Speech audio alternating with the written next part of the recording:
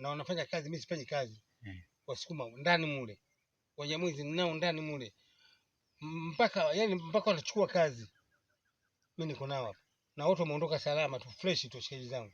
Amna siku nzuri uko na watu vizuri, kwa na watu vizuri, si ndio maendeleo. Ndio maana Nyanda anasemaje, Mudi unawasaidia hawa, lakini wengine hawana shukrani. Ni kweli. Ndio kama umeona huyo Gold, mpaka nikampa jiko jipya la mkaa.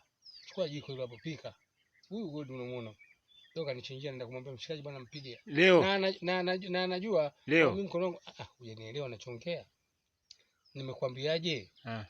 Yaani kipindi hiko mimi Gold mimi nimekuja nilimsaidia, nikampa na jiko jipya, hujanielewa nachongea. Nishakuelewa. Leo anakuja tayari amshawishi mtoto tena. Mimi nilimwambia Gold, mimi mkono wangu mbovu na siruhusiwi hata kurusha ngumi. Ile siku ile pale nilikuwa najitetea tu kwa sababu yule dogo hajui kama mimi mbovu. Kweli. Alikuwa hajui. Kweli kabisa. Lakini nilikuwa najua huyu kwamba Mudi amekuja kujua mimi baada ya tiba ile